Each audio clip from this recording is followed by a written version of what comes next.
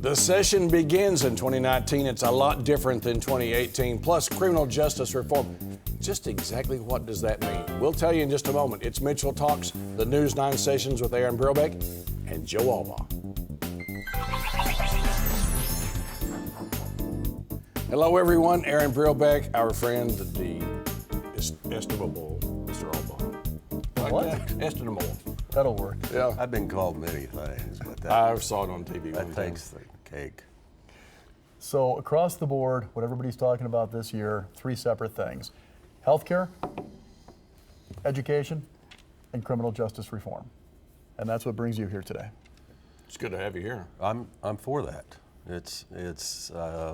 I'm starting my fourth session since I returned to Oklahoma, and for the past 3 years, I've been kind of standing at the bully pulpit, talking about our problem in the entire criminal justice spectrum, and it looks as if we're getting and developing some consensus on what needs to be done. January 23rd, you both know that we hosted a forum and had all the stakeholders or their representatives in one room, and it was nice to have everybody in the sandbox so they could hear the same thing about the state of our system, just the Department of Corrections by itself, and then the ancillary issues that come along with everything from A to Z when we start incarcerating people, whether it's at the county level, the city level, or even at the state level. So I'm hopeful that that legislative leaders and the rank and file are listening and paying attention, and something will happen substantively. Thing is, we hear the term criminal justice reform, makes a great bumper sticker, but it means different things to different people. Sure does, and that's why it was important for the Department of Corrections to host such a forum in a neutral place, so everyone could at least hear a plan, a way to get to shrinking our population over the next 10 years so we can be at the national average in the incarceration rate per capita. So what does that plan look like? Well, it's going to take some bold moves to redesign, rewrite a lot of our code in the state, eliminate the duplications, streamline the criminal justice code, if you will, and the process. I checked this morning, we're just right at 27,000 incarcerated. We've been working on county jail backup, those who have received their J&Ss that are held in county jails until we have a bed available for them. A year ago, we were at 1,800, and today we're just below 700 in county jail backup. We're making some progress. Part of that is 780. There aren't as many cases being filed as there were a year and a half ago.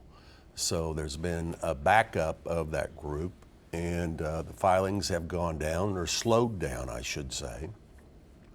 Our system is akin to watering your garden. You know, you're standing there with a hose and you turn the faucet on all the way, so it's just a constant stream.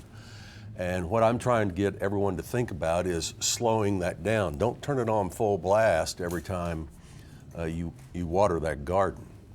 So we're making some progress. We still need to modernize our facilities. My biggest priority this session for our employees is a pay raise. We are losing more people than I can hire. Baby boomers have earned their right to retire. I can't return that gray matter or experience. We're hiring from the millennial generation now, and they just have a different set of values and work ethic than all of us do. Right. And you and I have kind of talked about that a little bit too, in terms of you're offering them $13.74 an hour to start. That's correct.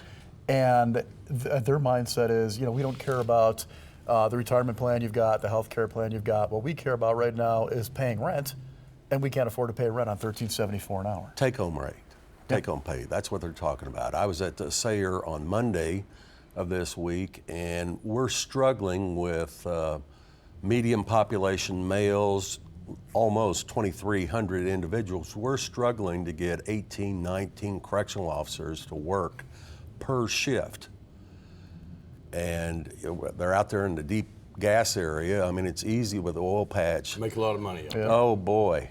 And it's a hell of a lot more than $13.74 an hour. Can I ask a couple of numbers questions, which is always dangerous for me? It may be dangerous for me. Well, let's see. Let's give it a whirl here. If we were, what do you have the number again in terms of in Department of Correction custody, the number? In custody, incarcerated? Yes, sir. Not those under supervision. It's just right below 27,000. So if we I'm were talking about 10 or 15 below 27,000. if we were roughly in the regional average, what would that number be? Oh boy, that probably would force us to release 12,401 overnight to be at the national average. So it's a big old number. It's a big old number. We incarcerate everybody in Oklahoma. And the sad part is we don't have programs for everybody's ills in our correctional system. 20 years ago, the department, because of money, started gutting programs, except for the education area, working on adult basic education or GED. Now they So they call can it get out and HS. stay out, right. So they could get out, stay out, have a certificate, and we gutted the trade vocational training and eliminated all the instructors and teachers. Well, it's hard to get those folks back into the system now, as I'm trying to depopulate so-called temporary beds that have been there 25 years. That ain't temporary. It's not temporary. That's why it's Quarter a of a joke to century, call yeah. it temporary. It's a total joke. So we're a mess, to tell the truth, and we're not offering. Well, let me rephrase this. Less than a third of our folks, male and female, that are incarcerated have any access to any type of programming to better themselves if they wanted to, so they'd interdict their own behavior once they get out of the system. 91% of the 27,000 are going to get out of the system at some point.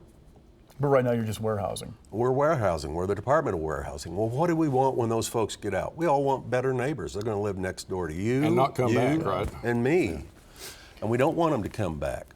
That's why it's important to give them a skill, education, something, a certificate that they can go out and earn a job. Our welders that with oil patch, they can earn 80, 90, 95,000. And if they're good, they can earn 120,000. They're not going to go back to the street, their old behavior, making $120,000 Yeah. or even $90,000. Welders walk in and get a job anywhere they want right now. Pretty much right now. So on the numbers thing, if what we're hearing, it's kind of like criminal justice reform is like truth, justice, and the American way. Trying to figure out what the definition is. Mm-hmm. I hear different groups out there, and they're all their own extremes out there, and I'll hear, well, if we roll back 780 or make it retroactive, that's 4,500. I have other No, people it's not that 4,500. there's all kinds of numbers floating around out there. Well, that's high expectations. We're looking at roughly 780 only possession, maybe 1,000 people. And then I hear And there's then thousands and thousands of possession on it. It's not that many, but there are a lot. Okay. But 780, just the statute change, or the state question change on the statute, is roughly 1,000. Now, some of those are going to fall out for one reason or another. Because they're not in there just because of possession, right? There's a Well, that adds to the group. So you can probably, those that have other controlling crimes, just have other issues, not behaving, number one. But that adds to, so you can get up to 4,500 or 2,500. It all depends on how you do the math, and depending upon what you want to see done in criminal justice reform, you can make the numbers fit whatever your agenda is. But it ain't going to be 12,000 people. It's not going to be Okay, 12,000 it's what you're saying. people. That's we really It's get impossible. to okay. It's impossible to put out 12,401 tomorrow. The governor is also talking about changing the structure for fees and fines. Good. Because right now the way that it works is these fees and fines are imposed by district attorneys. Good. They make half of their money from these fees and fines, and if I can't pay those fees and fines, I find myself behind bars You hanging out with you. you abscond. Yeah. You become an absconder. Is that going to work? Yeah, that's a start. Killing these fees and fines that are burying people who don't have a job when they get out. They don't have a place to live. We're failing at reentry, making those two basic things happen. And I'm sorry, but it costs money to help people right their lives. And there's been a wanton desire not to fund the Department of Corrections for the past at least 20 years or so. And now we're number one in the world in incarceration per capita. Well, the attitude has been up till now that, hey, you broke the law, you get what you deserve. It shouldn't be pleasant. Yeah. Well, it's not pleasant, I guarantee you.